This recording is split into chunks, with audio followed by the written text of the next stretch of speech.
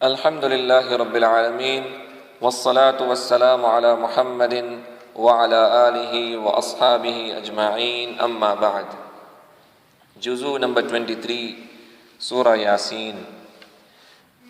The beginning of this surah itself is with the word Yasin, Yasin wal Qur'an al-Hakim.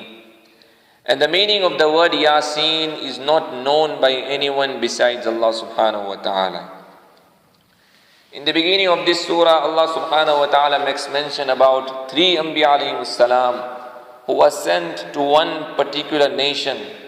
And that nation never brought iman on them. And then a person came running from the furthest part of the town, and he came and said to those people that obey these messengers. They do not ask you for money, they do not ask you for wealth, they do not ask you for wages. They are indeed the rightly guided people. So why don't you bring iman on them? So instead of those people acting upon his nasiha, acting upon his advice, they killed him. So Allah subhanahu wa ta'ala enrolled him into Jannah. And then he began to say, Ya layta qawmi ya'lamoon. If only my people would have known that what status Allah subhanahu wa ta'ala has granted me. Then Allah subhanahu wa ta'ala mentions about the day of Qiyamah, that it is such a terrible day in which the tongues of the insan will be sealed. Such a day in which the hands will speak, the feet will speak, and they will all bear testimony that what kind of sins they were indulged in. Then Allah subhanahu wa ta'ala says that the muttaqeen on this inevitable day will be enrolled into Jannah. And they will be enjoying in the gardens of Jannah. They will be enjoying the favors of Allah subhanahu wa ta'ala. Lahum fiha fakiha. They will be enjoying the fruits of Jannah. Walahum ma yadda'un. And whatever they desire, whatever they wish, everything will be granted to them. And then Allah subhanahu wa ta'ala himself will make salam to them. Salamun qawlan min Rabbir Rahim. Whereas on the other side, the mujrimeen, the criminals, those who disobeyed Allah subhanahu wa ta'ala, those who transgressed in this world, they will be parted from the muttaqeen. And they will be overwhelmed with stress and azab of Allah subhanahu wa ta'ala. May Allah subhanahu wa ta'ala save us all from the group of mujrimeen. Then towards the ending of Surah Yasin, Allah subhanahu wa ta'ala makes mention of the incident of Ubay bin Khalaf. That Ubay bin Khalaf frequently used to tell Rasulullah sallallahu alayhi wasallam that when we become bones, then who can give life to these bones when they become rotten, when they turn to dust? So Allah subhanahu wa ta'ala tells his beloved Nabi that, oh my Nabi, tell him that Allah who created him for the first time is the same Allah who will create him the second time. If Allah can produce fire from a green tree, then how is it not possible for Allah subhanahu wa ta'ala to create him for the second time? Surah As-Saffat. Saffat means those who stand in rows. In the beginning of this surah, Allah subhanahu wa ta'ala mentions وَالصَّافَّاتِ صَفًّا فَالزَّاجِرَاتِ زَجْرًا فَالتَّالِيَاتِ ذِكْرًا. Because Allah subhanahu wa ta'ala mentions regarding the angels that who are always standing in front of Allah subhanahu wa ta'ala in rows for the ibadat of Allah subhanahu wa ta'ala, or to listen to the command of Allah subhanahu wa ta'ala. That is why this surah is known as Saffat. Then Allah subhanahu wa ta'ala mentions regarding the scenario of Qiyamah and the conversation which will take place between the people of Jannah and the people of Jahannam. The people of Jannah will be enjoying in Jannah, whereas the people of Jahannam will be suffering the azab of Allah subhanahu wa ta'ala. And then the people of Jahannam will desire and wish that if only we would have brought iman, then today we would not have been burning in this blazing fire. They will cry, they will yell, but their crying and yelling will be of no benefit. Then Allah subhanahu wa ta'ala mentions regarding Hazrat Nuh alayhi salam, which we already summarized in the previous juzuz. Then Allah mentions regarding Hazrat Ibrahim alayhi salam and Hazrat Ismail alayhi salam, that on one occasion Ibrahim alayhi salam dreamt that he is slaughtering his son Ismail alayhi salam.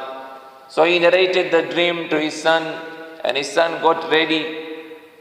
So when Ibrahim alayhi salam placed a knife on the neck of Ismail alayhi salam, so Allah subhanahu wa ta'ala immediately sent a sheep from Jannah on the place of Ismail alayhi salam.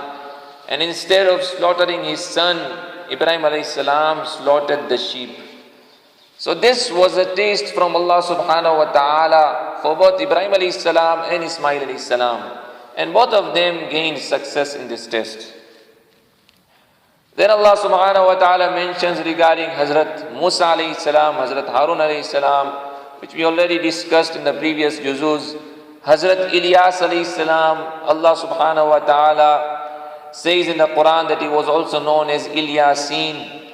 Hazrat Yunus alayhi salam, that on one occasion he was swallowed by a fish, and then he engaged in istighfar, tasbih and zikr of Allah subhanahu wa ta'ala in the belly of the fish. Then Allah subhanahu wa ta'ala made it such that he was removed from the belly of the fish. And Allah subhanahu wa ta'ala says that if he would not have engaged in tasbih, لَلَبِثَ فِي بَطْنِهِ مَا إِلَى يَوْمِ يُبْعَثُونَ, then he would have stayed in the belly of that fish till the rising of Qiyamah. So from this we understand that we should also be punctual on istighfar. We should also be punctual on tasbih, zikr of Allah subhanahu wa ta'ala. And today the entire world has been engulfed with trials and difficult moments. So we should be punctual on istighfar, tasbih and zikr of Allah subhanahu wa ta'ala, so that we can invite the pleasure of Allah subhanahu wa ta'ala, and so that Allah subhanahu wa ta'ala can open ways for us. Surah As-Sa'd. In this surah, Allah subhanahu wa ta'ala gives a reply to the mushrikeen. The mushrikeen used to say that why does Allah send an insan as a nabi? Allah should send an angel as a nabi. So Allah subhanahu wa ta'ala gives them a reply that you are insan. So Allah subhanahu wa ta'ala sends an insan amongst you as a nabi, so that you can understand him. Then Allah subhanahu wa ta'ala makes mention regarding Sulaiman alayhi salam, that on one occasion some well-trained horses were brought to Sulaiman alayhi salam for jihad. So he kept on admiring those horses, that unfortunately the time of Salah passed.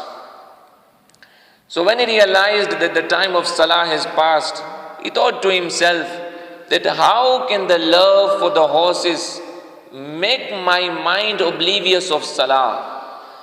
So because of this, he killed all the horses. Then Allah subhanahu wa ta'ala mentions regarding Ayyub alayhi salam, that for several years Ayyub alayhi salam suffered a great sickness.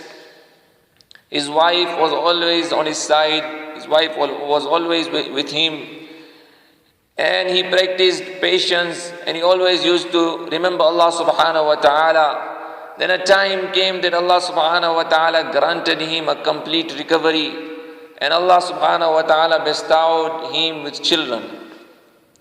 So by mentioning the incidents of Anbiya alayhi salam time and again, Allah subhanahu wa ta'ala is explaining the ummah that whenever we face any difficulty, whenever we face any trying moments, we should practice patience. We should always turn to Allah. We should have tawakkul on Allah subhanahu wa ta'ala. We should have full confidence on Allah subhanahu wa ta'ala. May Allah subhanahu wa ta'ala grant us a very good understanding. وَمَا عَلَيْنَا إِلَّا الْبَلَاغُ وَآخِرُ دَعْوَانَا أَنِ الْحَمْدُ لِلَّهِ رَبِّ الْعَالَمِينَ.